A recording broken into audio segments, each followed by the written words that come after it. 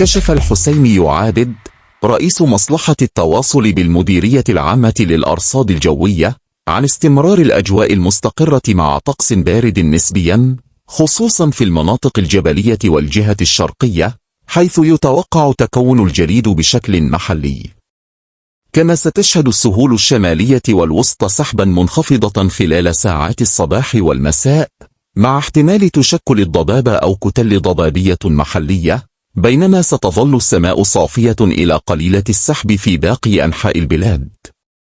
وفي حديث إعلامي، أشار يعابد إلى أنه مع تقدم الأسبوع سيقترب منخفض جوي ضعيف نسبيا من غرب البحر الأبيض المتوسط، إلا أن تأثيره على الأجواء الوطنية سيكون محدودا نظرا لاستمرار سيطرة الضغط الجوي المرتفع، مما قد يؤدي إلى تساقط زخات مطرية متفرقة على أقصى شمال المملكة صباح الأربعاء،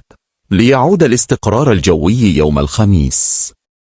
أما يوم الجمعة، فأوضح المصدر ذاته أن معظم التوقعات الجوية تشير إلى تحرك انظمة الضغط المرتفع نحو الشمال، مما سيهيئ الظروف لظهور منخفض جوي معزول فوق المحيط الأطلسي واقترابه من المغرب. هذا التغيير سيؤدي إلى تساقط الأمطار على عدة مناطق، إلى جانب تساقط الثلوج على المرتفعات، ابتداء من يوم الجمعة وخلال عطلة نهاية الأسبوع.